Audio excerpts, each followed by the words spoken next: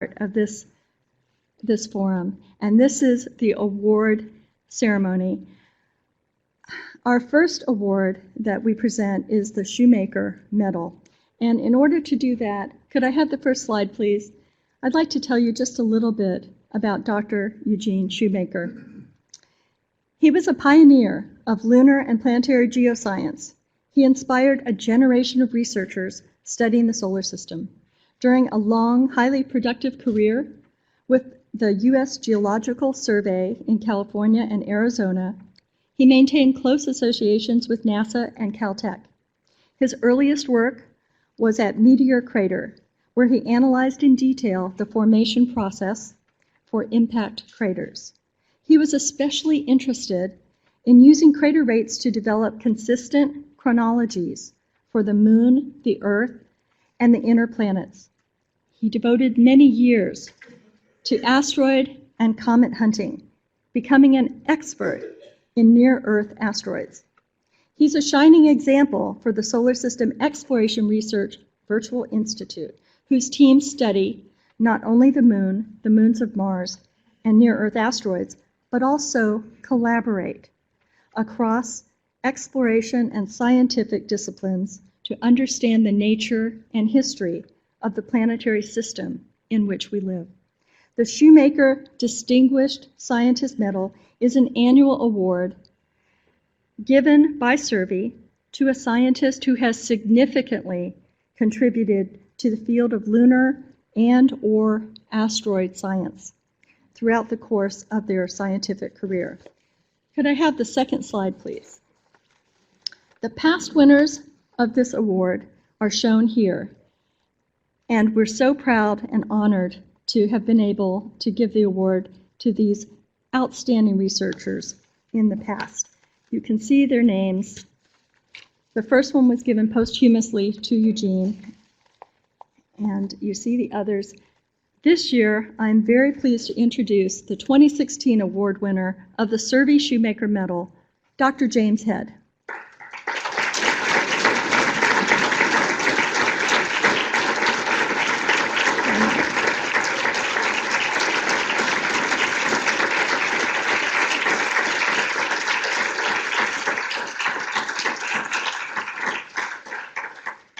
So before I let him come up and give his talk, I have to say a few words about this magnificent researcher that we're so proud to have in the SURVEY family. Jim Head is the Lewis and Elizabeth Shirk Distinguished Professor in the Department of Earth, Environment, and Planetary Sciences at Brown University. He earned his undergraduate degree from Washington and Lee University and received his PhD from Brown in 1969. From 68 to 72, while serving at NASA headquarters, he participated in the selection of landing sites for the Apollo program, in training astronaut crews in geology and surface exploration, in planning and evaluating the package of experiments to be deployed on the Moon, in mission operations in Houston during lunar surface exploration, and in preliminary analysis of the lunar samples returned by the astronauts. For these activities, he received the NASA Medal for Exceptional Scientific Achievement and a Geological Society of America Special Commendation. Jim has been productive and active in fundamental geological science from the Apollo era to the present. He has a highly developed and rare talent for interweaving important principles of geologic assessment with discovery and exploration brought by space-age technology. His geologic contributions have led and continually shape much of the thinking about major topics of Earth and planetary science as they evolve. He's a friend and a colleague of countless geologists studying diverse aspects of Earth and other planets, and can be considered one of the founding fathers of planetary geology as an integration of geologic concepts in their most fundamental form. Over his career, this has included probing key geologic processes on Mercury, Venus, the Moon, and Mars, as well as related topics for the satellites of Jupiter. In the past 5 years, Jim typically published 25 to 45 peer-reviewed articles per year. Let that sink in. 25 to 45 peer-reviewed articles per year, covering a wide range of geologic topics. In well over half of these, he's either first or second author. Students or postdocs he has mentored commonly are the lead author. The last 10 years have a similar pattern encompassing diverse geology as well as original insight. He has not slowed down. Instead, he continues to explore new avenues of geoscience using his cumulative experience and geologic perspective to integrate recently acquired information about the planets as few others are able to do. We're so proud of Jim for so many reasons, and now I'm going to let him come up here and give a talk to explain that in a little bit more detail. Please join me in congratulating this year's 2016 Shoemaker Medal winner, Dr. Jim Head.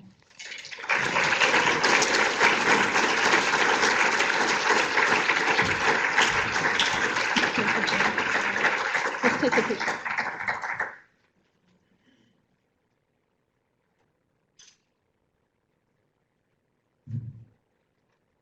I'm smiling. Great. Thank you. And the medal and the award are over there. I guess no problem. I'll give it to you after your talk. Thanks very much. Ricky, if I could have the first slide, please. Thank you very much for this great honor. It's incredibly exciting for me and personally rewarding. I knew Gene Shoemaker. He was a major inspiration for me as a young man, and his teachings have followed me throughout my life and have influenced me at every turn. Let me just give you a little bit of an idea briefly about what Gene was all about. He was an amazing guy. I mean, he was a teacher, not like this is the way it is, this is what you need to learn, but posing questions. This is his beloved meteor crater, Arizona. He trained the astronauts. We participated together in many, many things. I remember riding around many times in his pickup truck and just discussing things, and he would say, gee, I wonder what this is all about. And then it's, well, let's look at the rocks. That was always it. Let's look at the rocks. And Gene could tell a story. He used his geological hammer to investigate, and then he used it as a pointer, okay? And this was always, always instructive. So I'd like to tell you how Gene wove his beautiful talents through my life as an inspiration throughout my career. First of all, I grew up in Washington, D.C., okay, in the 1950s, not 1850s, as some of my students think, but the 1950s. And this was an amazing time. I don't know whether you have any clue what was going on, but there was total communist Soviet phobia at this point. Communism, America's mortal enemy. I was a communist for the FBI. I used to listen to it on the radio. It was very exciting. All kinds of things were going on. Joe McCarthy, that wasn't so good, but it was very real. And it turns out that, this was a really, really difficult time. And it was made worse by this, Sputnik, the launch of Sputnik. This sound from the spacecraft of Sputnik, the beep, beep, beep, really meant that we had a Soviet station right over our heads. It made people incredibly paranoid, okay? For me, it was like, I was too young to be paranoid. I was going, wow, space. I'd never thought about space. I used to wander around looking at rocks. My career is probably decided when I was in high school. And then, wow, up. I never thought about up. I never thought about space. So Sputnik really, really made me think about space and about the great beyond, so to speak. Now, in the late 1950s, there was no internet. That'll come as a surprise to a lot of you in this room. But my internet was the Helicopters radio, S38D. So my parents had bought me this, $50. That's like $1 million in the 1950s. And I was able to tune in to the rest of the world through this Helicopters radio. And guess what the strongest signal was? Radio Moscow. I mean, go figure, right? It curled your hair when you turned it on. It's like unbelievable. So I listened to Radio Moscow, and I heard at the launch of Sputnik that if I sent a self-addressed stamped envelope or an envelope with my address, they would send me the coordinates that I could tune in Sputnik and listen to it directly on my shortwave radio. Oh my God, imagine that, okay? So I took my 25 cents a week allowance, bought some stamps in an envelope, put the thing in, went down to the mailbox, put it in, and then raced home every day at the end of school, trying to figure out, when's the letter coming? When's the letter coming? So I can tune my radio into the right frequency. And every day I'd go to the little mail table at home and nothing was there. Finally, one day I came in and there was this envelope with Soviet space stamps on it. And I was like totally thrilled, but I looked up and there was my aunt giving me a death ray stare that would vaporize titanium This is when I learned that my aunt actually worked for the Central Intelligence Agency, okay? So it's like, whoa, what's going on here? And so she was sure that my career, any government career, my whole career, was going to be nothing because I had in fact communicated with the Soviet Union. And so, little did she know, and little did I know at that time, that I would be a guest investigator and an investigator on 5 Soviet missions after this. So it was a beginning, but, I just kind of like said, okay, well, gee, I'll be more careful next time. I went off to Washington University for my undergraduate degree, and I remember coming out one day into the hallway as Professor Spencer was tacking up a map, and I was helping him tack it up, and I had my face right next to it. And I stepped back and I realized this is a geological map of the moon by Gene Shoemaker and Hackman. And I'm going, geological map of the moon? How in the hell do you do that? So my thoughts were like taken to the moon, and I thought, wow, this is really interesting. What's going on here? But I went back to geology as we know it, and I went on to Brown University for graduate school. I fell under the spell of Tim Much, a really wonderful stratigrapher, and I went out to work in the Appalachians to look at carbonate basin evolution in the Devonian of the Appalachians. Not exactly space science, not exactly looking up, but really, really exciting. During this time, I was out in the field, and I heard on the radio that, in fact, Mariner 4 was going to fly by Mars, and we're going to get pictures back. I was out working on the rocks, but I came in the middle of the afternoon when this announcement came out and the pictures came up on the television. There weren't any in the motel rooms. It was just one in the major place you checked in. And so I sat there watching these things, and I looked at these pictures. They looked pretty good at the time, and I'm going, my God, geology on other planets. What a concept. That's really interesting. So I was really anxiously awaiting the explanation for what was going on here, and the announcer turned a microphone to Bob Layton, who was a physicist from Caltech who had actually designed the cameras. So, Professor Layton, what are the big problems that these pictures lay out before us? I'm anxiously awaiting. This is really exciting. Bob Layton said, well, the big problem is, what are we going to name all these craters? I said, really? That's planetary science? Picked up the hammer, went back out, and whacked on limestones. This is not going to work. So I went back to, again at Brown, and worked with Tim Much. But Tim was really somebody who had a vision, a great vision out. Tim was about 6'3". We always said he's the only one that could see the horizon. He always looked beyond. And, the year before we graduated in stratigraphy, Tim went off to the window, as he was wont to do during the middle of a lecture, and came back after a minute or two and said, there's just no fundamental problems left in stratigraphy. What? Your advisor tells you 1 year before your PhD that there's no fundamental problems left? Whew, take it deeper. He said, what we ought to do is to look at remote sensing and then apply that back to, what can we learn about the Earth? How can we apply that to the planets? We thought he was like smoking dope, which was commonly done in those days. And it was like amazing. Okay, why would you do that? Tim went off to join Gene Shoemaker for a sabbatical in Flagstaff as Gene was setting up the astrogeology grants. And in fact, it was amazing. We were left to our own devices, and I ended up looking for a job the next year. So I got this thing called a college placement annual, which is a book of jobs. And I looked in the back, geologist, page 15 to 22 and page 47. I thought, gee, what's the outlier? Tim had taught me, look for the outlier. What's on page 47? I turned to page 47, simply a picture of the moon, and it was our job is to think our way to the moon and back. A little phone number in the lower right-hand corner. I called the number. I got an interview. Was given a job at NASA headquarters working the Apollo program. Remember the outlier, okay? That's what Tim taught me. And indeed, that's where I came back in touch with Gene Shoemaker. So in fact, I worked on every Apollo mission from Apollo 7 to 17, and actually a few more beyond that you've never heard of before, that never flew. But working with the astronauts, working with all these people was absolutely an incredible thing to do. And it led into really a combined type of exploration over the past 60-some years, okay, which in fact related to both 2 fundamental revolutions in planetary science and space science and, in fact, Earth science. The first one was the global plate tectonics. When I was an undergraduate, we didn't know about plate tectonics. We marveled a lot at what was going on, but we worked on postage stamps and continents, etc., not piecing the whole global picture together. We did not know the Earth as a planet in that sense. So that revolution was totally amazing, okay? The Earth exploration during my undergraduate and graduate career, including the fortune I was able to go to the bottom of the seafloor several times, this was amazing. It really set the stage for us understanding how the Earth works. This is a fundamental revolution in our perception. But the problem was that the Earth was so dynamic, we didn't have a picture of what the early history was like. So the very chapters that we want to find out in formative years were gone on the Earth. If you take a clock origin of the Earth about to the present day. This represents the geological record preserved, and the first half of solar system history is woefully underrepresented or completely missing. So this ushered in, basically, the questions of how do we find this out? And comparative planetology was literally born out of this question.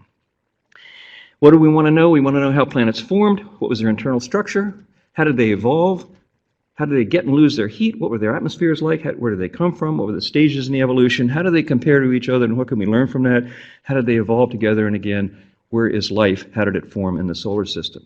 That led to the second major revolution in understanding in the last 59 years. That would be the Earth in the context of the solar system. This is amazing. What a journey to go on. You all are here for this, and we're pursuing it absolutely into the future. Take a look at this. Look at all these missions that flew, and I was fortunate enough to be involved with many of them. Planets changed from astronomical objects to geological objects. No offense to astronomers. I mean, they're moving Kuiper Belt objects and beyond, okay, to other solar systems. They're in the forefront. We're coming along behind and helping out to mop up and put all this into perspective. So if we think about this, what have we learned about the terrestrial planets? What have we learned in the last 50-odd years about this? Well, first of all, we can compare the terrestrial planets in terms of their position in the solar system, okay? So we can look here, we can look as a function of distance.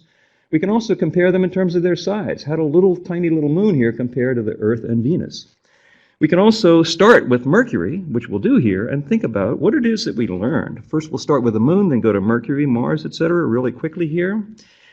The Apollo missions meant that we were able to get a fundamental insight, both geological, geophysical, and every other geo and other related astronomical aspect you could get.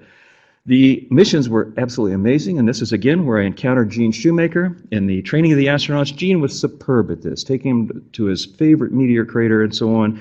And in fact, today is the anniversary both of the landing of Apollo 11 as well as the landing of Viking 1. Don't forget that. And Gene, in fact, was the person, as you can see here, here's Neil Armstrong with a hand lens. Gene's inspiring teaching here was absolutely instrumental in the return from the Apollo missions. We had 6 Apollo scientific exploration expeditions, and these were expeditions. These were really Lewis and Clark-like exploration of the moon. Buy me a beer this afternoon, I'll tell you all about it, trust me. I'll buy you a beer, trust me. They were totally amazing. We learned all the different lunar rock types we'd never seen before on the Earth. We learned the ages, Jerry Wasserberg and his colleagues. We dated all these samples and put together a stratigraphy and a chronology, and we were able to link the impact crater size frequency distributions.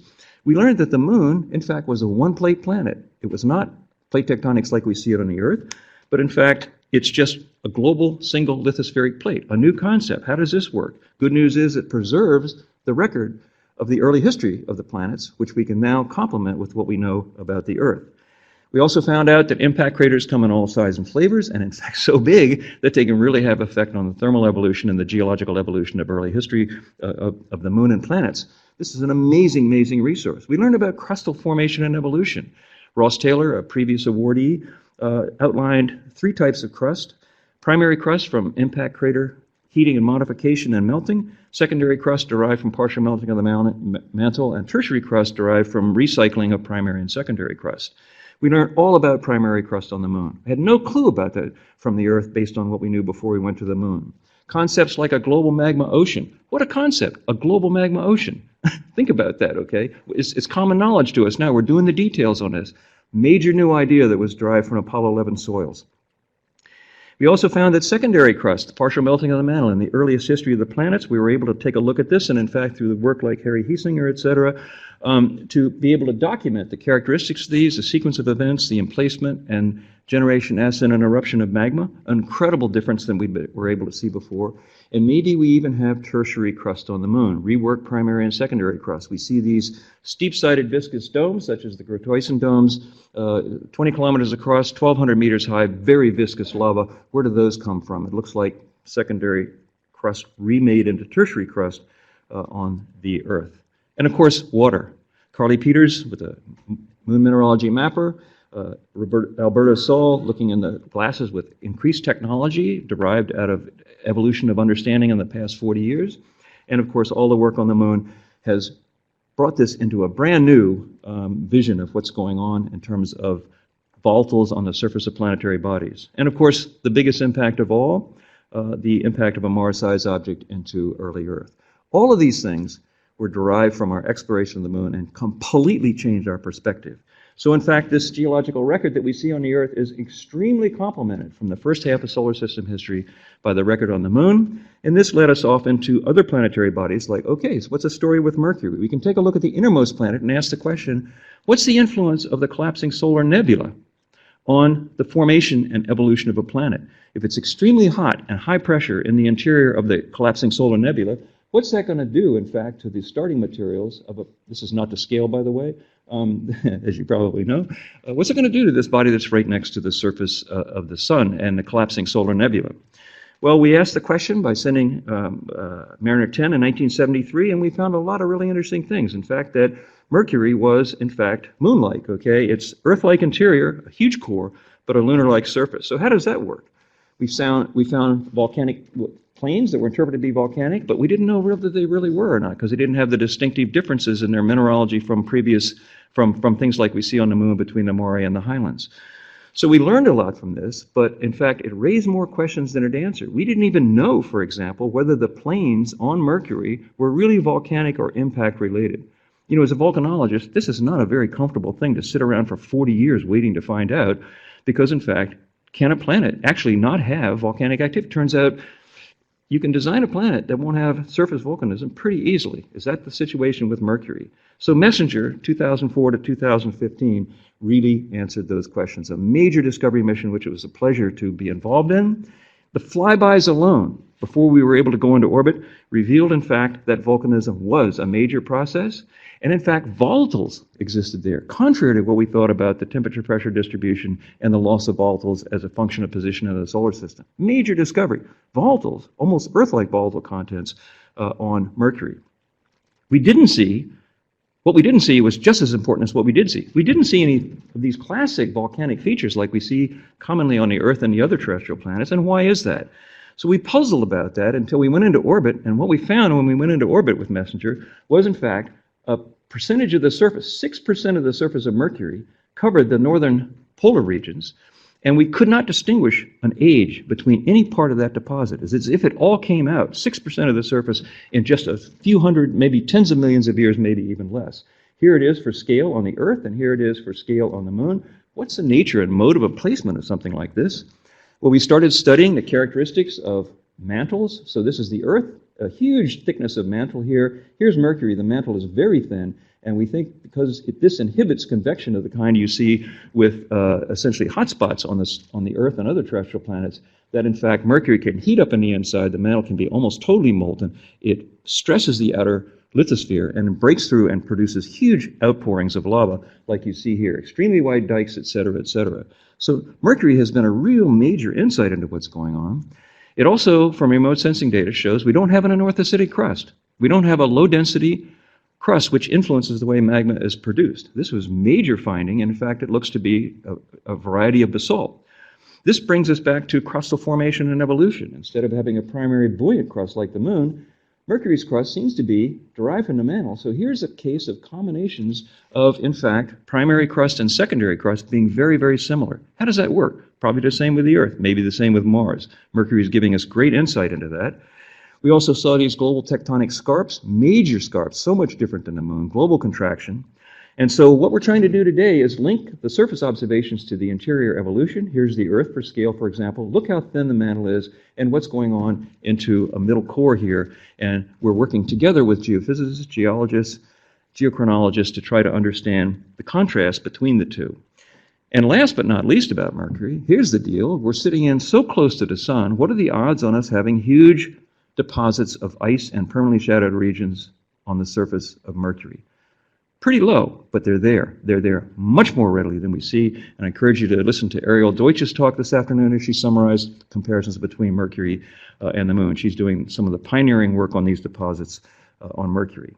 So let's think a little bit about Mars. What's the story on Mars here? Well, if we take a look, you know, it's kind of like a Moon and Mercury with water and climate. That's kind of, Mars would be insulted by that, but that's a simple way to look at it.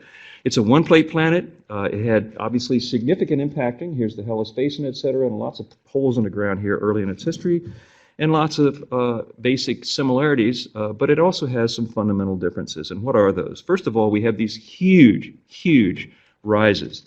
This is, in fact, the Tharsis region of Mars. These are volcanoes superposed on top. One of them alone is the size of the state of Arizona and several times higher than Mount Everest. These are incredibly huge. Trying to understand what the dynamics are like to produce that is really a fundamental challenge for us today and you all in the future.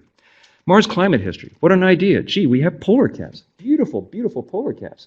We see a lot of weather. We know what the situation is now. There's a lot of movement around, and we know what the hydrological cycle looks like. But when we go in the past, there's lots of evidence for rainfall. You know, we see valley networks, all sorts of other things that are hinting at a climate in early Mars history which was warm and wet. That's incredible. What happened? How did that happen? What was that like? How did it change to what we see today? We have a beautiful geological record which is enabled by the Mars Exploration Program. We can take a look at what we see today, work our way back into time to this early period of potentially warm and wet, and we have a mineralogical record as well. The characteristics of the instruments that are flown in terms of imaging, spectrometers, et cetera, permits us to look at not just the geological history, but the alteration and mineralogical history as well. This is amazing. And we find from looking at these things that we can crack the code on the climate on Mars by looking at, in fact, Jacques Lascar's work on the forcing functions, the astronomical forcing functions on climate change. So we take this information, which is provided by Jacques in his numerical solution for the interaction of all the bodies in the solar system, and we can put these into general circulation models of the Mars atmosphere, and we find that when you tilt the axis, the rotational axis, increase the obliquity, it mobilizes the ice at the poles and redistributes it laterally towards the equatorial region. So we have a code, we have a signal, and we need to look at it geologically, and when we do look at this, we find lots of non-polar latitude-dependent ice-related deposits, ranging from mid-latitude glacial features all the way down to tropical mountain glaciers. So we have a key here to the climate history of Mars. So we can take a look at this geological record. In fact, from about 500,000 years ago to about 2 million years ago, the amplitude of the obliquity cranked up, and we think, as a paper we published in 2003, we think this actually means there were recent ice ages on Mars during this period. This is a testable hypothesis, and we've extrapolated this back into the past. We've dated, in fact, these tropical mountain glaciers here, these tropical mountain features, which we interpret to be glaciers. They can form by 45 degrees obliquity, where the water comes down from the polar regions up the sides of the plateau, adiabatically cools and drops out snow on the northwest parts of these major volcanoes. So this has been a major, major new development. And yesterday, after the Phobos Deimos conference, I went over to talk to the people here at Ames, Bob Haberly and his group, one of the pioneers in climate modeling on Mars. And it's an exciting, exciting time. But what's going on here in the earliest history? It must have been warm and wet back in that history, but the latest data that we have actually is of strong interest. We see lots of evidence for valley networks, as you can see here. We also see open basin and closed basin lake. Blue, we have here the valley networks. These circles, over 200 open basin lakes. That means water goes in, fills it up, goes out the other side. That's a lot of water, some the size of Lake Baikal and the Caspian Sea. That must have been a really warm and wet period. On the other hand, the climate models do not support this. It is very hard to get any kind of melting. The mean annual temperature in the late Noachian is likely to be 225 Kelvin, okay? This is like really, really cold. And so what happens in these periods of time, the latest climate models tell us, is in fact that any water, essentially when you increase the atmospheric pressure to a few tens of millibars, you get surface atmosphere coupling, and you in fact introduce an adiabatic cooling effect, which means all the water vapor goes to not latitude dependent, but altitude dependent. Like that's why we have Kilimanjaro glaciers at the equator on the Earth. So that looks like what's going on here. It's not a warm and wet early Mars. It may be a cold and icy Mars, but if that's the case, is this what Mars looks like in that early history? This would be equilibrium line altitude of +1 kilometer from the climate models. Mars would look like this. Well, that's not exactly a warm and wet early Mars. That's not exactly a lot of valley networks, etc. But if this was a warm and wet early Mars, could you, by impact cratering and or volcanism, heat the climate sufficiently, heat the atmosphere sufficiently to actually produce what we see? And here is, in fact, that same model with the valley networks, the open and closed basin lakes, and there's extremely high correlation of the distribution of these features with those deposits. So in fact, that's what we're doing right now. We're testing this model. It's an amazing change, and one of the best things we have going is the Curiosity rover inside Gale Crater, because it's going right across the boundary between these critical areas. So stay tuned for that, and let's see if we can in fact figure out life on Mars. So lurching towards a conclusion here, we're running out of planets in the inner solar system, you'll be pleased to know, those who are keeping the time here. So Venus, this is amazing. So Venus now, we're at the size, okay, where in fact Earth and Venus are about the same size. They're also about the same position in the solar system. And we know from our previous geological records that the smaller terrestrial planets are one-plate planets, that is a global lithospheric plate compared to the Earth. We know that they get rid of their heat by lithospheric conduction, whereas the Earth gets rid of it by plate recycling. Where does Venus fit in all this, for example? Venus geological history, Moon, Mercury, and Mars stabilize their lithospheres. The geological record for the Earth is largely the open basin and the residual continents. So that raised the question, what's Venus going to look like? An amazing test. What's Venus going to look like? Essentially, is it most similar to the Earth in contrast to the other smaller terrestrial bodies? Does it have plate tectonics? Does it have a young surface that would be predicted by plate tectonics? Does it have an ancient surface and a globally unsegmented crust and lithosphere? Does Venus represent something in between, perhaps? Or, as my colleague Tom McGetchen always used to challenge me, don't forget A, B, C, D, don't forget E, none of the above, okay, because that's why we're exploring. And in fact, you'll see that's exactly what Venus turned out to be. Pioneer Venus data, we were able to get, I think this was 1978 perhaps, somewhere in the last millennium. The first topography, okay, is this a spreading center? Are these mountains here, folded mountain belts and subduction zones? We were able to take a look at this with the Magellan mission. And Magellan showed that Venus was in fact a volcanic planet. Beautiful, as a volcanologist, okay, disappointed a little bit on Mercury, we have to wait to see it'll messenger, but here it was a volcanologist's dream. And in fact, the next question is, it's almost 80% paved with volcanic deposit. What's the age of the surface of Venus? Is it old? Is it young? Is it something in between? So with the global coverage, we were able to actually date the mean age of the surface of Venus. And what do we find out? 500 million years. There were only about 1,000 craters over an Earth-sized object. 500 million years. How the hell is that possible? How could it be so young? Must have plate tectonics. So let's go look where all the dense craters are. Those will be the continental-like regions. Let's go to look where there are no craters, and then that'll be the spreading centers. So, wow, this is really great. It's not like this, it's like this, but what's the situation? Plate tectonics, what's going on?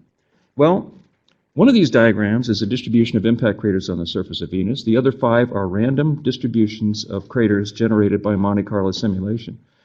I've actually forgotten which is Venus, and I couldn't tell just by looking. I probably could, but I'm not going to. Okay, so what's going on here? What's going on here? This is like amazing fundamental scientific discovery. We have the first 80% of the history of Venus. It's missing 500 million years. What's the distribution of craters? It's not like the Earth. It's not like continents and then ocean basins.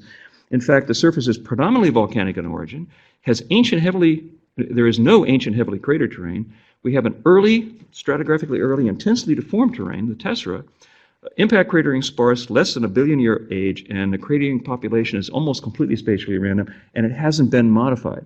This led to a bunch of theories which we still have not resolved. Venus is a major enigma in the terrestrial planets. For example, it's got global scale, it must have undergone global scale resurfacing. It had to have been geologically rapid. And what could have caused this? Right now we're looking at 3 major theories. Transition from mobile lid, that would be like plate tectonics, to stagnant lid, episodic plate tectonics, or maybe catastrophic overturn of a depleted mantle layer. Catastrophic overturn in the last 500 million years of history. This is absolutely stunning to think about. Think about that. Could the Earth be headed in this direction as well? These are just major mental resets in terms of the results of our exploration. So what's the legacy of the scientific results from exploration, the Earth in perspective? And in fact, provided a perspective on our understanding of our own home planet, and it's been really incredible. We have great perspective on the missing chapters in Earth history. We understand a lot more about crustal formation, particularly early crustal formation, and the role of impact cratering in the history of the planets, and of course the idea that you may get global resurfacing. It's not like, oh, it's all going to be conduction. Maybe it moves around that diagram. Plate tectonics, conduction, convection, hotspot volcanism. These are all incredible new insights, and we have major new ideas on atmospheric evolution from our study of Mars, as well as the understanding of global climate change and snowball Earth, and again, new perspectives on where life might have originated. Well, that's the last 59 years or so. What's going to happen in the next 50 years? There are 3 things that are going to happen, I think. The first is the answers to our questions really lie in the results of space missions to be undertaken by you all, particularly the younger part of this audience here, in the next 50 years of solar system exploration and beyond. A part of that is following the astronomers, okay, as we did in planetary geology. These change from astronomical objects to geological objects. Right now, the new era of comparative planetary systems is really well underway. We're discovering new planets more than one every week. Think about that. So this is going to be the future as well as we follow the astronomers into discovering these new planetary systems and trying to make sense out of what they mean. Comparative planetology is a well-established field, but comparative planetary systems is just beginning, and I encourage you all in the spirit of survey to really get on board this and try to understand what's going on. And the third thing is, in fact, the development of things like survey. So one of the best things about Apollo for me was the science and engineering synergism that characterized that. We're working together, whole bunch of different people from different disciplines, comparing notes, challenging each other, trying to figure out the answer to really huge, complex questions. That kind of interaction is gold. If I hadn't answered that page 47 ad, I would be talking to my geologist friends in a small room somewhere, probably prospecting for oil. Great thing to do, etc. But it's that kind of science and engineering synergism that moves things forward. If you think about the frequency distribution of, in fact, knowledge, okay? Let's say for planetary geoscience, atmospheres, geology, geophysics, okay? Where the action takes place is in between these disciplines. That's what survey does, okay? It brings science and engineering synergism. It brings exploration communities together, scientific and human exploration and robotic exploration, and it is indeed what makes the future. So I encourage you all to take advantage of this, and I want to thank Survey for enlarging my vision of science and engineering synergism, starting with Apollo and ending up today. Thank you very much.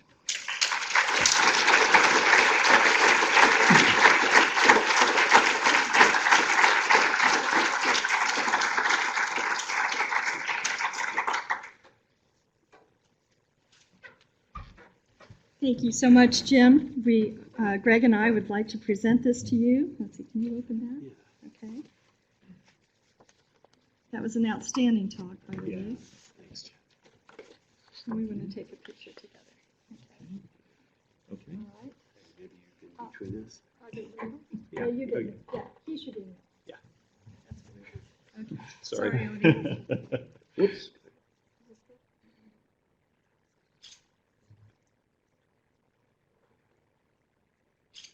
You can smile also. I am. Thank you very much. Thanks, Jim. Thank you. Awesome. I just want to add that I tried to deliver that at about 10, warp speed 10, which is only about 1.2 botkeys, so it really wasn't that big. Wait. Thank you so much. Okay, so Greg is going to give the next award, but before we do that, I would like to tell you something I forgot, which is that we really want to thank all of our international partners who have made a long trip to be here with us, international visitors as well, but the Survey international partners I'd like to recognize. We have Gwangju from Korea. Gwang, would you just stand up? Thank you. Okay. And we have Indu, Avera something Than from the United Kingdom. I'm so sorry, I can't say your name. Where are you, Indu? Thank you, Indu. And we have Phil Bland from Australia. Phil, where are you? There you are. And Phil is going to be giving our closing keynote talk at the end of this on Friday. And it's not printed in the program, so I just want to entice you to please stay for it. It's going to be fascinating. He's also giving a science talk earlier, maybe even today. I'm not sure. I think today. Okay, but tomorrow. But at the end of the week, on Friday, he'll be talking about adventures down under. So the human side of doing the traverses that he has to go through in Australia to recover meteorites when they fall in all sorts of interesting places. I think you're going to want to hear this.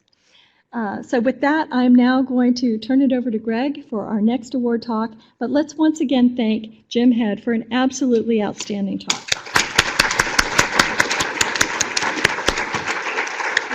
Great.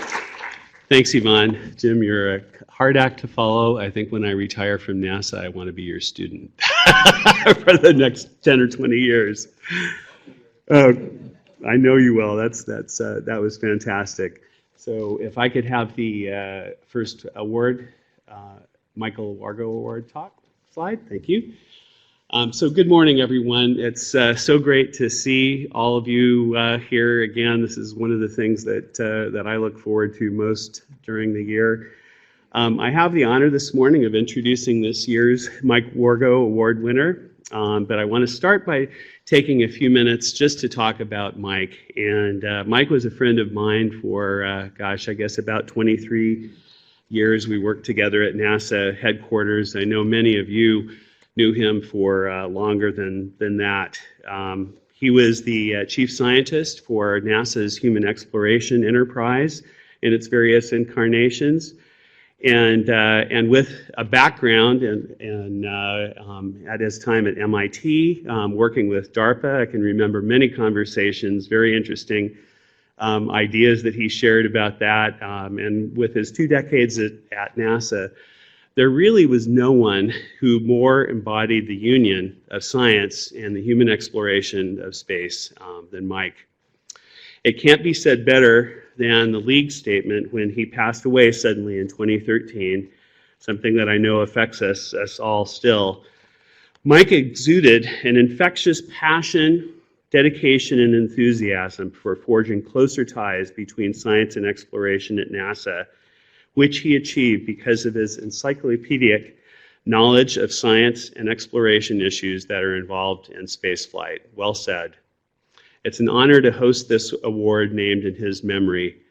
Mike's widow, Adele, she wanted very much to be here, but she couldn't because of an important business matter that came up. She asked me to extend her greetings to this group, and she promised that she will be here next year. If I could have the second slide, please. Great, thank you. So this is a picture of our good friend. It reminds me of the time when he addressed the forum remotely, and you could see Mike's head taking up the entire slide, larger than life. He was truly a larger than life personality, and I suspect many of you remember his booming laugh. We have the great honor today of bestowing the 2016 Wargo Award upon Dr. Dana Hurley. So if we could have a round of applause.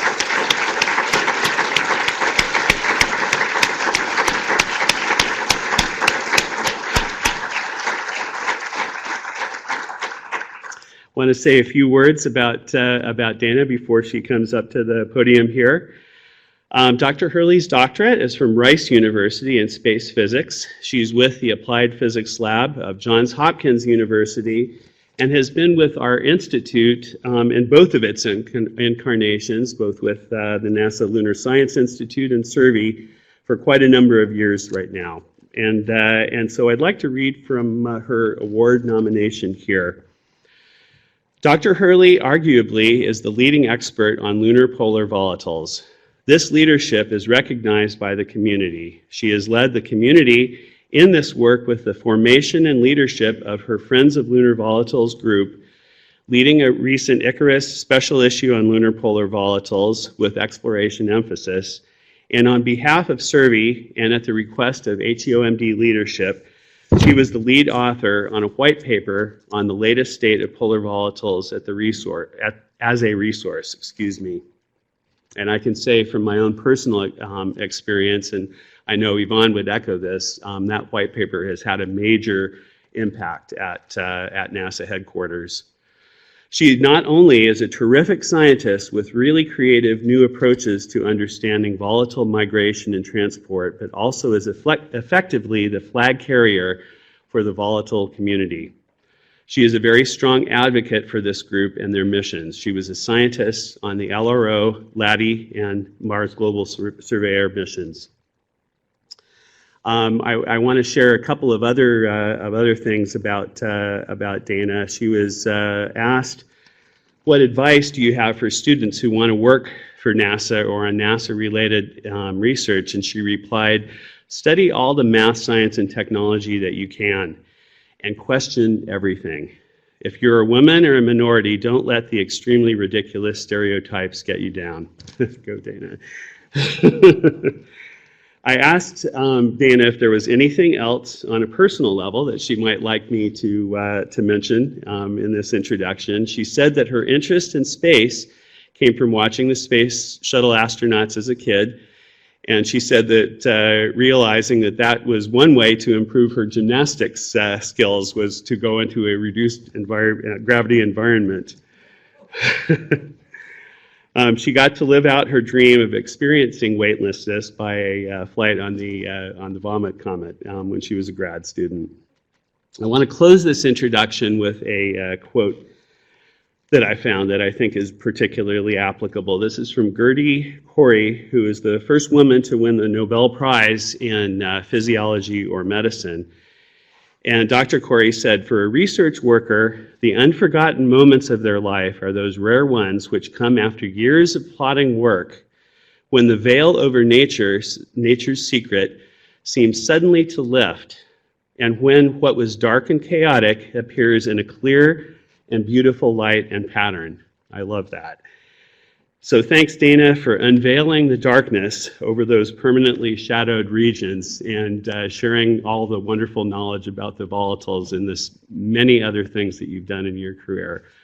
So please acknowledge Dana Corey.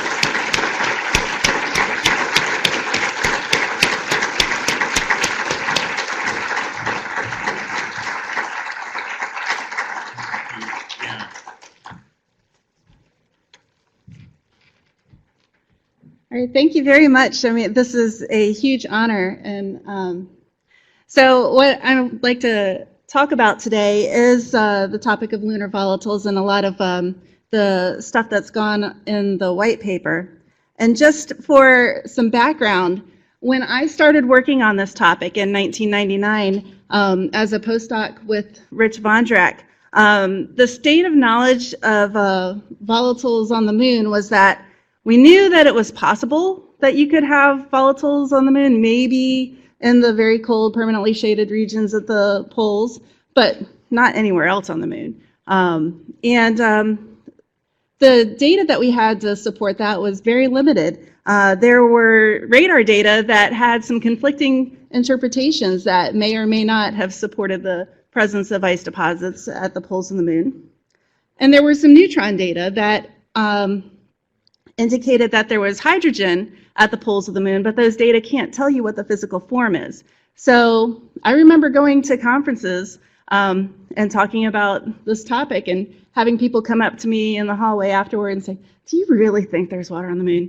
I mean, that's how this all started.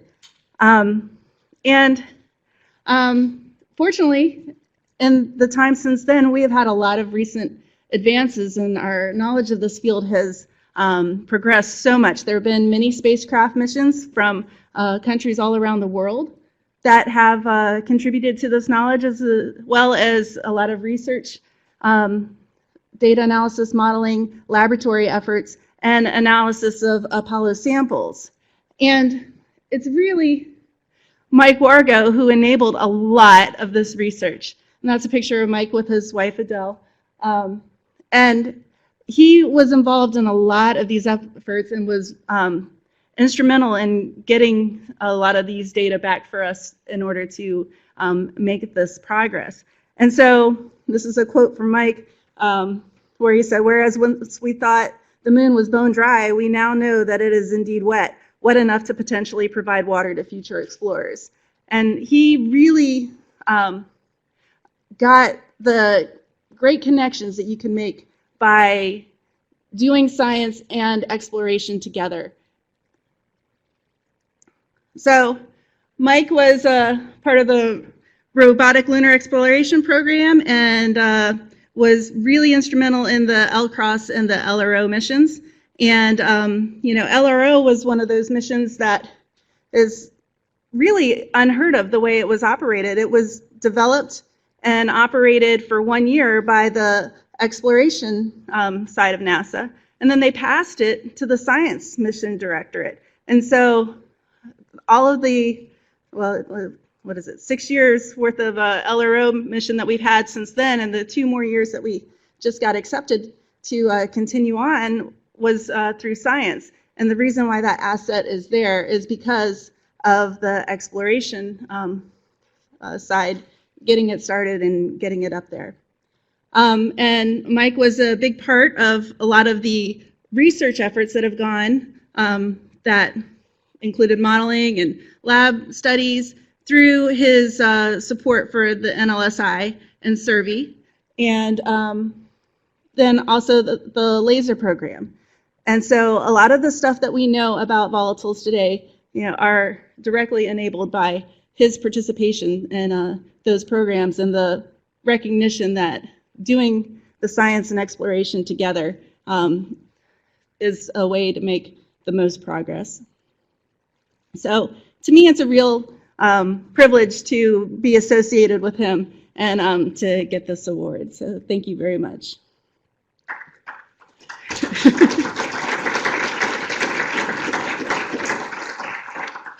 So here's an update on what we've learned since '99 about volatiles on the moon. There are 3 different brands of volatiles on the moon. One of them is the volatiles that are sequestered in the cold traps in the permanently shadowed regions at the poles of the moon. And some of the others are volatiles that are internal, that are trapped in the minerals and glasses on the moon that are left over from the time of the moon's formation, and also the volatiles that are covering the entire surface of the moon, perhaps in a very thin veneer. And all of those are very interesting, but we are going to hear a lot about that this week. And so what I'm going to do is I'm going to focus on the sequestered volatiles of the cold traps. And this is what we put together in the white paper that Greg was talking about, summarizing the state of knowledge of what we know about those volatiles. It's important to understand them because they really provide one of the best looks back into the history of the inner solar system of what the volatile environment was here. It's a very long-lived record of volatiles in the inner solar system. Also, the moon is a great example of what happens on airless bodies.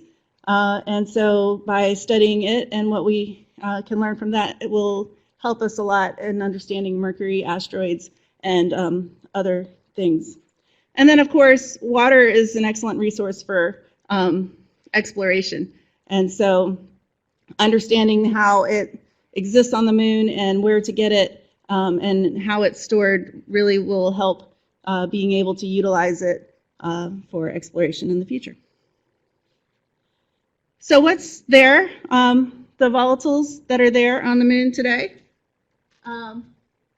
What we can measure is we can measure the abundance of volatiles, the composition, the distribution, and the physical form.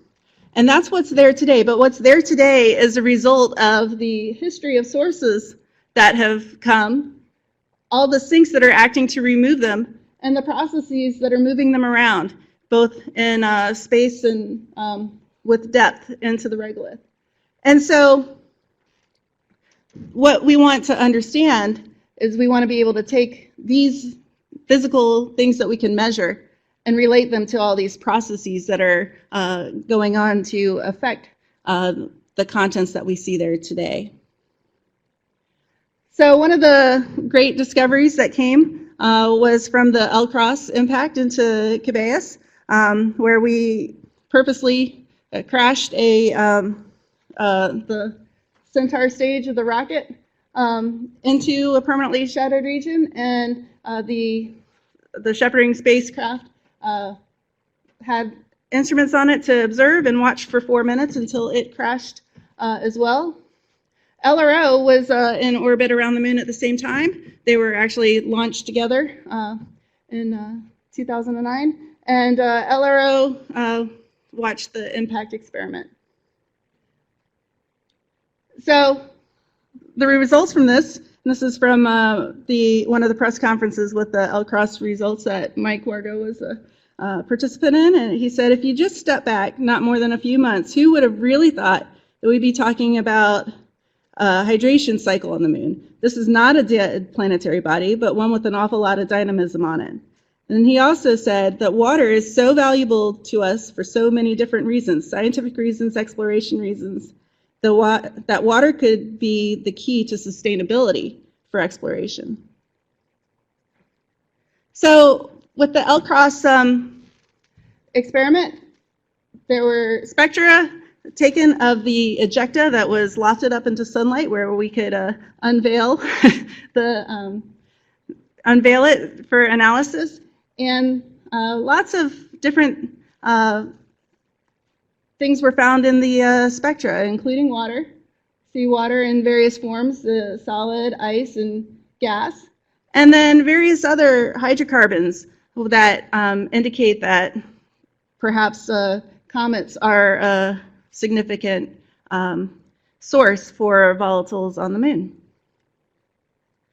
So, and then from LRO, we watched it happen. This is showing LRO's trajectory, and it was phased along its orbit so that it would pass the impact site not long after the impact. So the impact occurs and the plume expands out, and then it passes through LAMP's field of view. And so we detected the signal from the plume. We had done this orbital geometry for several orbits before and after, and we could compare the spectra from the orbits before the impact to the orbit of the impact and subtract out all the background stars that are there. And what you end up with is the signal that's just due to the plume. And we looked at those spectra, and we found lots of interesting things. We found that there was a big signal due to mercury, calcium, and magnesium. So in addition to the water that's in these permanently shadowed regions, there's also some mercury there. So if we're going to use that as a resource, we need to take that into account. We also saw hydrogen and CO, and both of these are extremely volatile gases and not thought to be stable on the surface of the moon. So either these were formed as a process of the impact, or we need to rethink our understanding of the stability of those molecules in the permanently shadowed regions.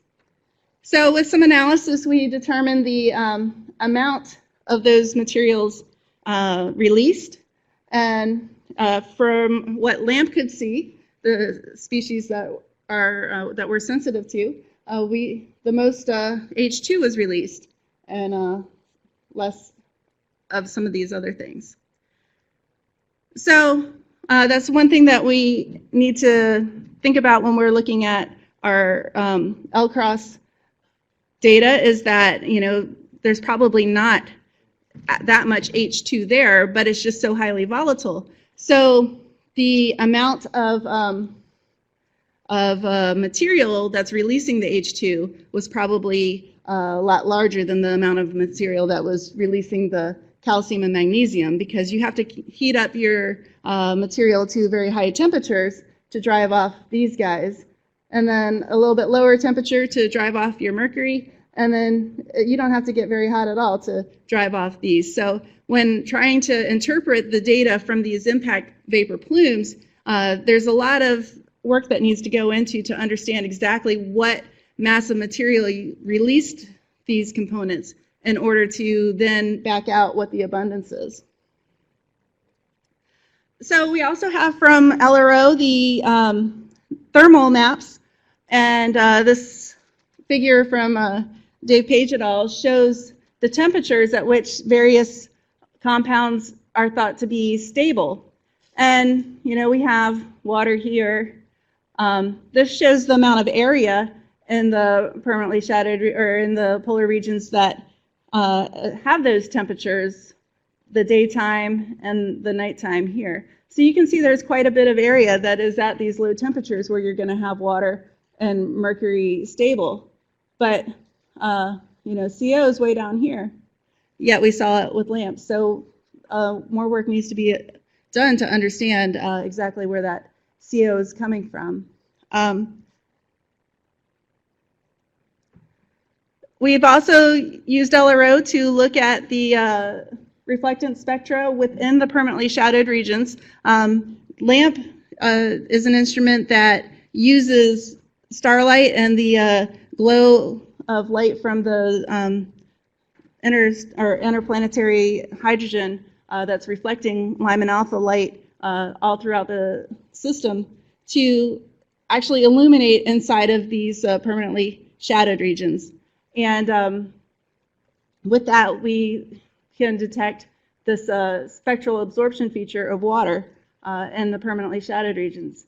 What's really interesting is that the permanently shadowed regions, these big craters and everything, have varying amounts of water in them and on the surface. And that is one of the ongoing mysteries that we're working on, is trying to understand why the distribution is not even, why not all places that could have water ice have them. Here are some data from the LOLA instrument on LRO that show that the pointing of the slopes, which way the walls are facing of craters and other topography, affects the reflectance at 1064, where the LOLA laser is situated.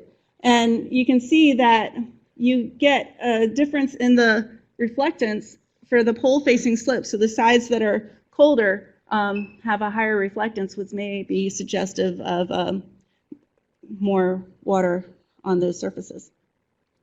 Neutrons are giving us more insight into the distribution and abundance, and you can see these figures that show that, again, the distribution of hydrogen within these permanently shadowed regions is heterogeneous. And the neutrons now are giving us an integrated measure of the hydrogen as a function of depth, and not just what's on the extreme surface. It's giving us a look down into the top meter or so of regolith and helping us understand the depth distribution. So then there's been radar data that have shown us that there are not that very strong of radar CPR signals that would be consistent with there being thick water ice deposits. So what we can see from that is that we likely don't have or there aren't very pure blocks of water ice on the moon. Mercury, the planet Mercury, is much different though. Those radar signatures are very strong, indicating very pure ice there. So trying to understand what is different from the moon and Mercury is another topic of ongoing research. So we also have seen some evidence that you may have some blocks of ice that may be smaller from the bistatic radar experiment on LRO, work by Wes Patterson et al.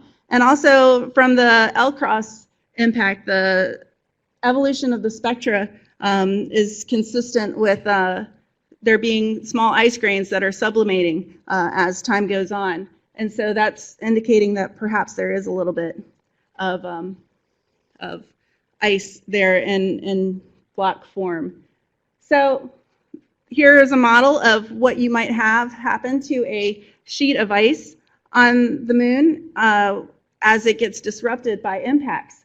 If you start out with a layer of ice and impacts come in, they start breaking it up, and you end up having a sheet of ice that has holes in it. But as time goes on and those get buried, you end up having just a few buried ice deposits mixed in with some, a little bit wet of regolith, and eventually they all go away. So I think what our data are pointing to right now is that we're in this stage here on the moon, where there's ice deposits that were old, and maybe the difference is Mercury is up here. So just quickly, we need to understand that operations in the lunar environment are going to affect volatiles. When you land on the moon, you're spraying rocket exhaust on the moon, and those have water in them. And so if you're going to study water in the region where you landed, you have to take into account the fact that you may have brought some of what you're observing with you. Let's see. Here is a model I did of the rocket exhaust from the Chang'e 3 landing on the moon, you can see it goes global. And so even though Chang'e 3 landed about there, some of the exhaust made it to both poles. So right now, I think we have about a glass half full understanding of the abundance and distribution of water on the moon, but a lot of work needs to be done. We need in situ sampling, biostatic radar, IR, high spatial resolution mapping. For the composition, maybe we know a little bit less. Again, it'd be great to get in there and dig up some dirt and find out what it's made of. So finally, we made a lot of progress on what we know about volatiles on the moon. And you know, it's thanks to a lot of people in this room who've made all this progress. We know that the ice has a heterogeneous distribution and that the processes that are causing that distribution are interesting both scientifically and for our eventual utilization of it as a resource. And that continuing to work together, science and exploration, will really help us all reach our goals for understanding what's happening on the moon and making the best use of these volatiles for future science and exploration. So, thank you.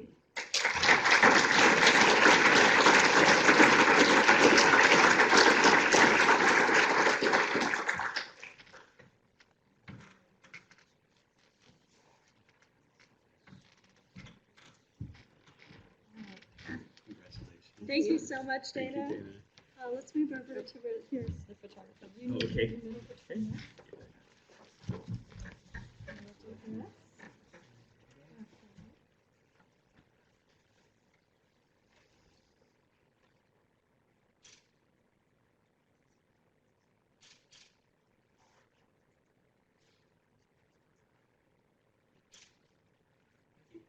Great. Thank you so much.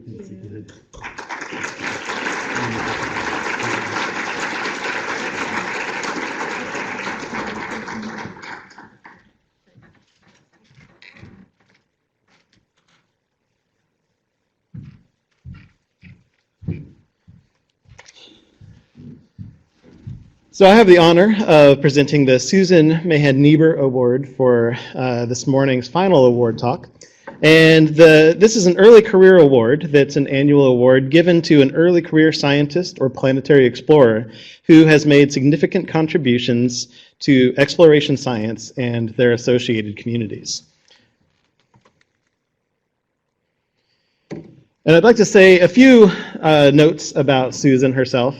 She was well loved throughout the entire community. And ultimately, she was a NASA program scientist and founder for Women in Planetary Science Project. She was known for her entire career to support students at every level with personal and professional development and established the first ever early career fellowships and workshops for planetary science program while at NASA headquarters. And while that's just a small, minuscule fraction of what it is that she did, I'd like to mention a few words about who she was as a person.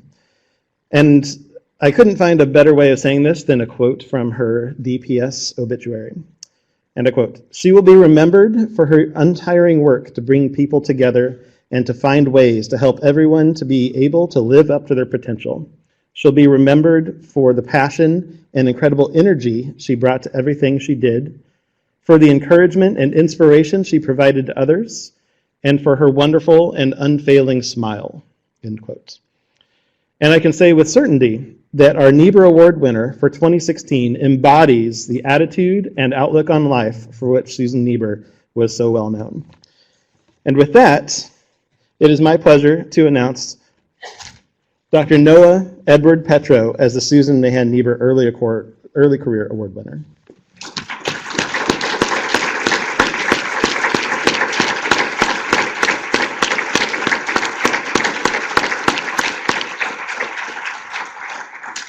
So I have some mostly nice words to say about Noah, and so you might want to get comfortable, Noah. Okay. Noah received his BS degree from Bates College in 2001 and his SCM and PhD from Brown University in 2003 and 2006. He was a postdoctoral researcher at Brown University and at NASA Goddard Space Flight Center from 2006 to 2009, and currently is a research scientist at NASA Goddard.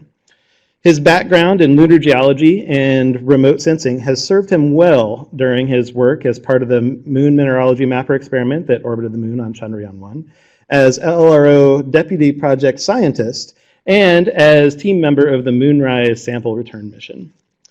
He has participated in a number of mission and instrument development proposals to both the moon and small bodies, and his research efforts has resulted in more than 30 manuscripts and numerous abstracts, many of which have both high value and high impact. And while I think we can all agree that NOAA has a significant scientific accomplishments, they're very impressive, but perhaps even more impressive is his commitment to the lunar and small bodies community development. And as such, he has extensive outreach and science communication experience, working closely with LRO Communications and Outreach team to communicate LRO science to the broader public. He was one of the creators of the early career networking and professional development group, the Next Generation Lunar Scientists and Engineers, in NGLSE, with the goal of developing the next generation of lunar explorers.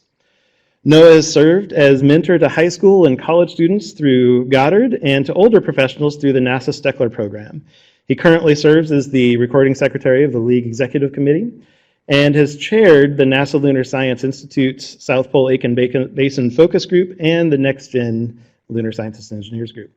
His research and service has been recognized by NASA through the NASA Early Career Achievement Medal in 2012, the NASA Group Achievement Award for LRO in 2011 and 13, NASA Goddard Outreach Award in 2010, and an Excellence in Peer Review Award in 2014. And so I will reiterate that NOAA does a wonderful job of embodying everything that Susan Niebur stood for, and she was well loved, as is NOAA. So with that, NOAA, Petro.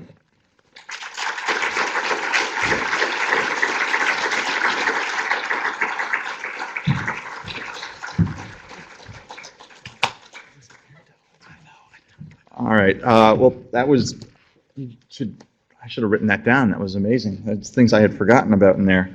I'm going to talk about something a little different, and it follows on what Brad was saying about some of the interests that I've had in fostering the development of our community through mentoring and sort of peer networking.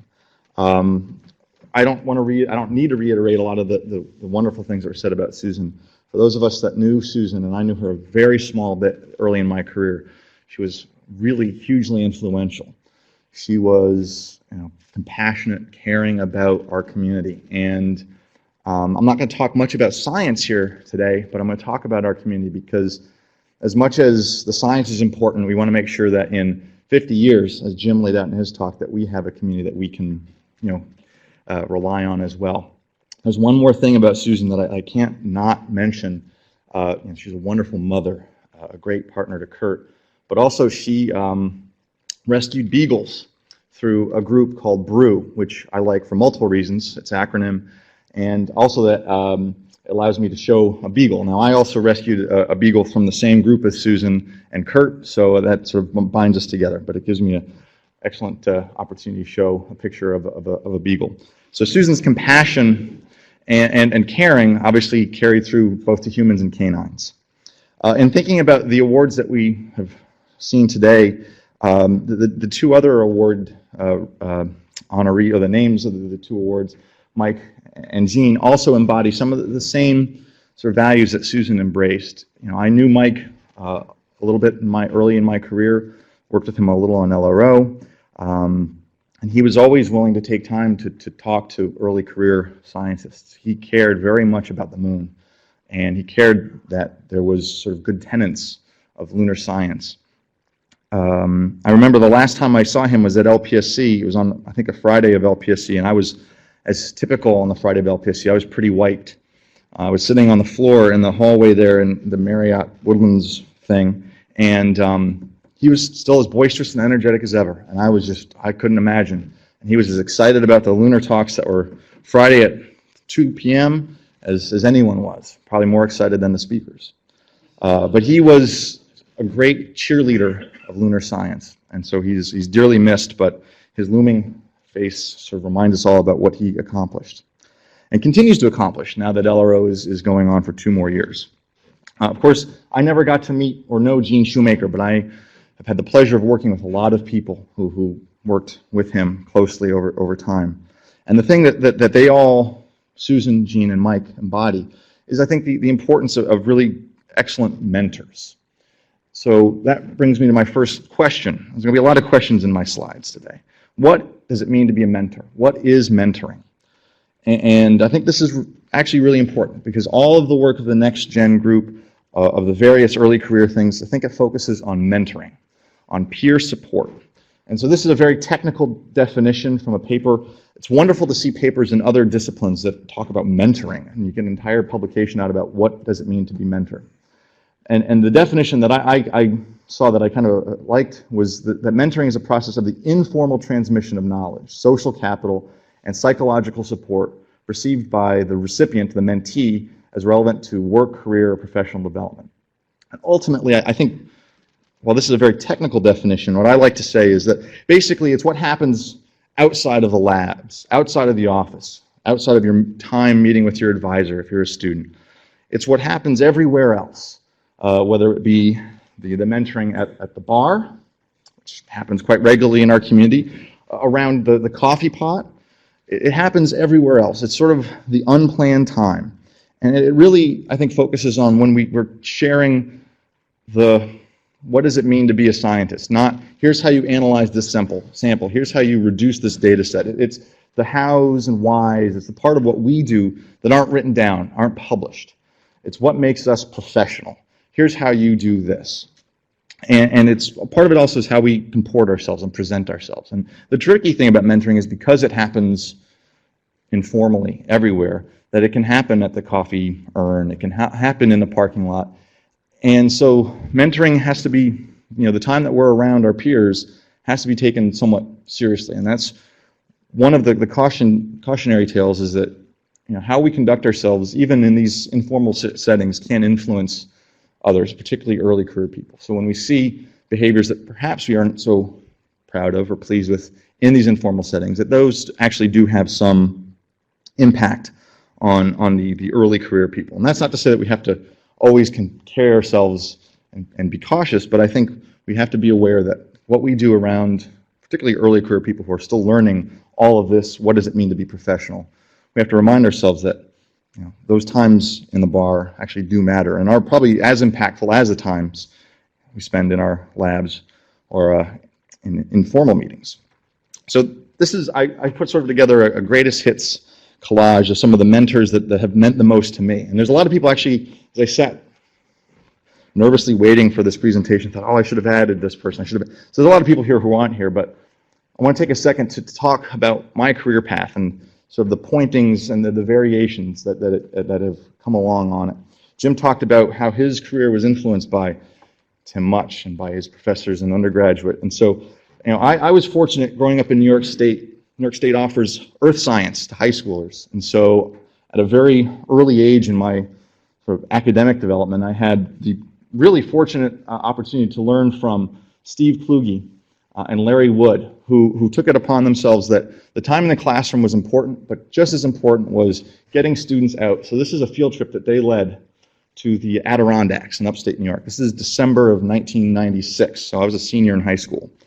It's much thinner, which is sort of regretful, but it was one of those things that those times in the field or on these trips really impressed on me what it meant to sort of enjoy science and enjoy being in nature. That's why I got interested in geology.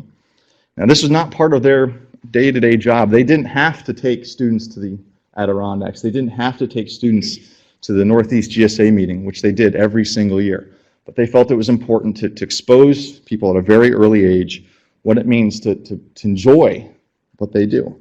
And so that passion and that enjoyment of their jobs is something that I recognized immediately. Out of high school, I wanted to be an earth science teacher. I wanted to do that. But then I met this guy. Now, I don't know, many of you probably have never met Gene Clough, and that's regrettable. He was perhaps the most influential person in my career because he recognized that I enjoyed geology, I really liked geology, and I liked space. And he said, no, you can do them together. You can study the geology of the planets.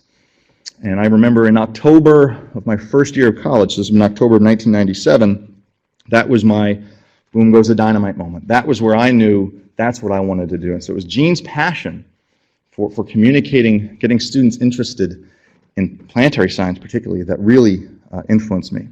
It's no small twist of fate that Jean worked closely with Gene Shoemaker in the late 70s and early 80s out in Flagstaff working on some paleomagnetic research up in northern Arizona. So it was Gene that encouraged me to apply, or Gene Clough that encouraged me to apply to work with Lisa Gaddis at the U.S. Geologic Survey, and that was in the summer of 2000. That's where I first got exposed to sort of the professional side of being a planetary scientist. And working with Lisa was an amazing opportunity to really, well, first of all, be in Flagstaff in the summer, which was an awesome experience. It's where I first met a number of people who are colleagues today, Matt Stade, Jeff Plesha, as well as many others. And it was Lisa that really said, you know, there's this researcher at Brown University. If you like what you're doing here in Flagstaff, you should think about working with Carly. I thought, well, okay, I'll give it a shot. And I remember going to meet with Carly as a prospective student Thanksgiving of 2000 and walking into her office and being amazed that she was as much a fan of clutter as I am. And immediately launched into a discussion. Well, what do you think of this? She was asking my opinion of something. First, I was humbled by it. I don't really know Carly.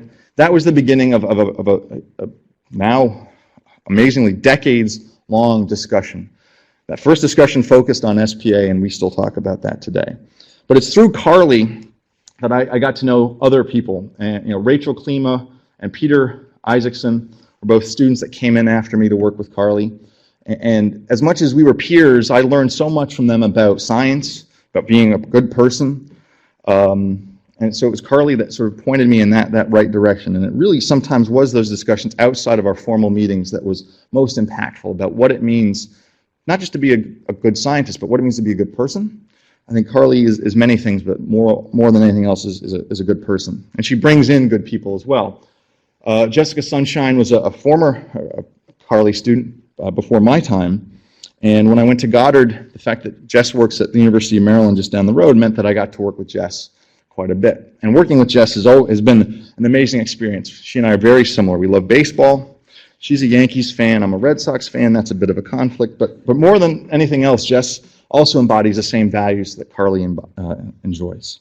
And it was through Jess that I got to work on a comet mission, which was called the Comet Hopper mission. Unfortunately, it wasn't selected, but that experience of working with Jess on something totally different and outside of my comfort zone, really, comets. Much about comets, but I knew how to work with Jess, and that was important. Through my time at Goddard, I've been very fortunate to, as Brad's mentioned, work with many students, including Lillian Ostrach, who was my postdoc, although I think I was really her postdoc, because I learned more from her in her 2.5 years at Goddard than perhaps she learned from me. She's just starting at the USGS. Everything comes full circle. This week she just moved to Flagstaff and is going to be starting there. And then lastly, Herb Fry, who is my direct supervisor, but also an excellent mentor. And when I first met Herb, he said he had 3 priorities. 1, the success of his family. 2 is running the lab, our research group. And 3 was his own research. And as a person coming out of grad school, hearing about his emphasis on family and taking care of yourself and taking care of the people around you was very impactful. And so I always will look to some of the people on this as the folks who influenced me, again, not in those formal settings, but as real mentors. So early in my time at Goddard, and as Brad mentioned, we set out to start this next gen group, the next generation of lunar scientists and engineers. So I dug through NSPIRES and found the proposal that we submitted eight years ago to fund some of our efforts through an old program called EPOS. And we had 4 main goals, and those were peer mentoring, build the next generation of lunar scientists and engineers, create a forum in which we could interact, collaborate, and network, and then also provide an opportunity to communicate with some of the NASA's official events and opportunities. And I think over the time of not only that funded opportunity, but also through the time that after that, we've accomplished those goals. And you know, the Next Gen group is not isolated. There are early career groups all across social media, Loon GradCon, there's all of the various groups that get together and meet, and I think that's really satisfying to see that the early career community has embraced the idea of networking, of peer mentoring, but also that sort of the more official embracing of that has occurred. And certainly CERVI and its predecessor NLSI have been a big factor in that. But one of the questions that we always get with these things is this really necessary? Do we need to focus on these issues? And I think on one level, if there was no effort to bring people together, the field would be fine. But I think we're improved by these efforts. The Next Gen group particularly has spawned numerous collaborations amongst peer members. I'm working on proposals with Ryan Clegg Watkins all of the time now, and we are, build up this network that is really something remarkable. We're formally part of a league. We hold events at the LPSC, and of course here at the forum, Amy was the co-chair of the program committee. You'll see throughout the course of the week that many of the session chairs are early career scientists, as well as many of the talks. And that's the thing that's so satisfying about this meeting in particular, is how early career scientists are given a voice, an opportunity to present, and really further their careers. The New Views of the Moon 2 effort has been underway, and seeing how, working with Carly, you have Steve Alardo, you have people who are taking active leadership roles, Sam Lawrence on the organizing group for that, Amanda Nam leading the tectonics section, that the Next Gen is actively part of the current generation. And so it's very, very satisfying to see how we've become embedded in this community. I mentioned Sam before. Now we have early career scientists at numerous NASA centers. I mean, all of the ones that we interact with on a regular basis between Goddard, Marshall, Johnson, at JPL, here at Ames, throughout universities and colleges, at research centers, and embedded in industry. And really, we're in a new era of how we develop careers. Just because this wasn't done 30 years ago doesn't mean it's not important today. And I think it's as important, if not necessary today, because times change, people change, and the needs of the early career scientists certainly change as well. So one of the valuable things about mentoring is that it picks up where standard advising leaves off. Again, this mentoring occurs in these informal settings, and so there's a real need for mentoring, and that was identified in a survey that I reminded myself of yesterday, actually, that this occurred in 2011, the survey of the planetary science workforce. And one of the survey questions, and there was over 2,000 respondents to this, is how well did a doctoral program prepare them for various aspects of their career? And again, it's not just the science aspect, but all that comes with being a professional. And it's actually kind of shocking to see that over 50% felt that fair to not good at all, there were needs to learn about managing people, a non-academic career information, how to perform public outreach, participating in NASA missions, proposal writing skills. All of these things are areas that really were deficient in their careers. And again, these are the kinds of things that, as the Next Gen group has tried to sort of fill that gap, offering proposal writing workshops and really mentoring each other about some of these aspects that come up. There are also areas in which really could have benefited from more training, and this is where the need for proposal writing skill development really comes in. And I really would hope that NASA revisits these proposal writing workshops that they've held in the past. Haven't been able to do that because of travel restrictions, but I would really encourage anyone who has a voice to be able to really make this happen again. There are many issues or challenges that are present with the early career community, and these come from surveys that we've submitted to the Next Gen group. And really one of the most important thing, and this comes up time and time again, is the proposal pressure. I'm very glad to see that NASA recognizes the need to fund early career scientists, and that has happened through the RNA programs, but still, selection rates being what they are, there's a real need to help the community write better proposals.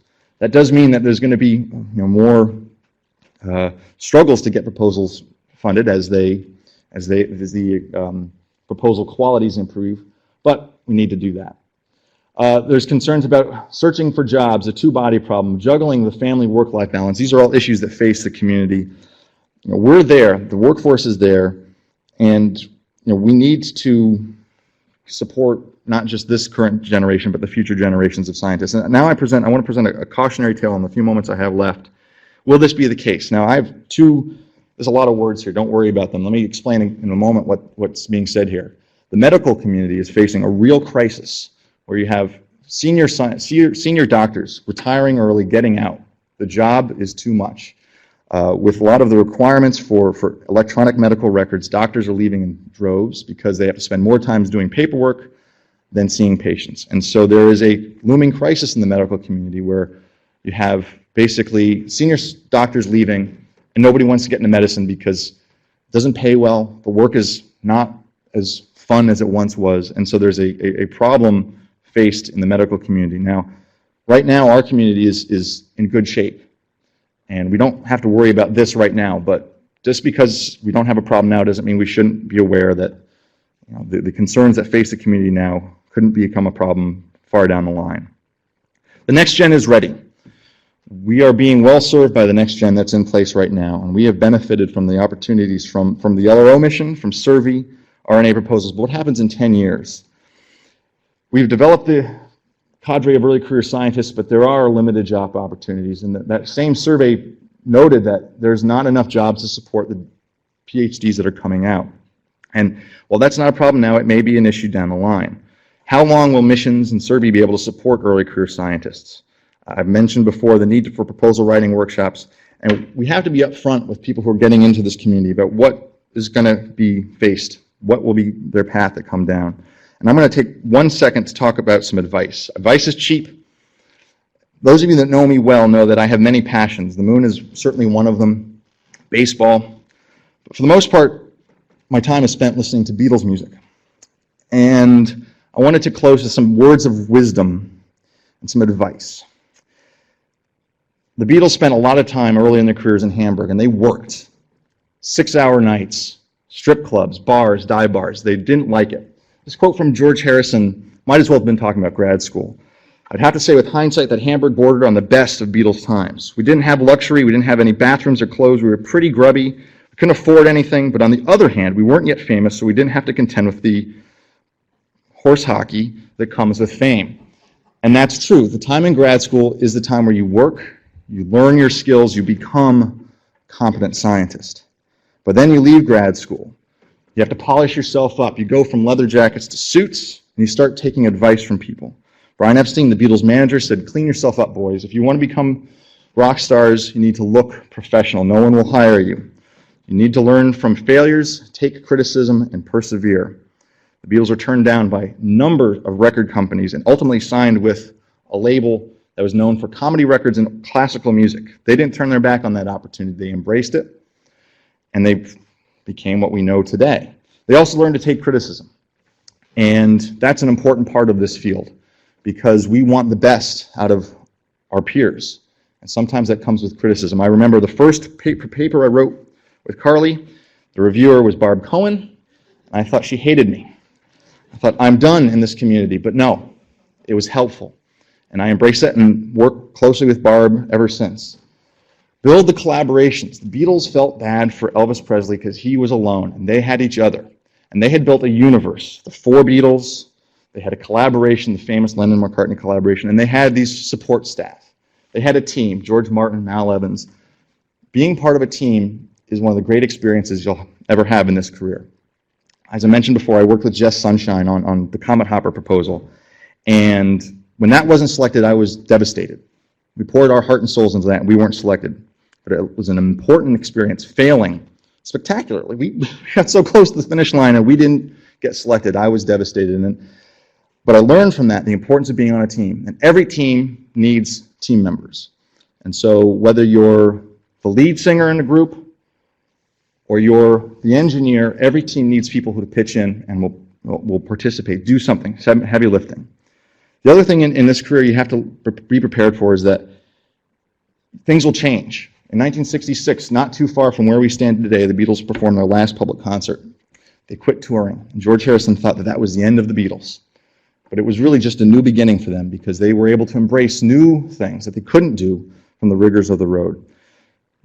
This career will be hard. Things will change whether you like it or not, but you have to adapt, adopt, and improve upon what you're doing. I want to take a moment to thank Servi for their support over the last many years, Laura, Sarah, and Jake for helping with the Next Gen, getting that off the ground, Clive and Chip, who let League embrace this Next Gen effort, the future Next Gen leaders, and of course all the folks who have participated in our workshops over the past several years. I want to thank you for your time, and let's have a great meeting. Thank you.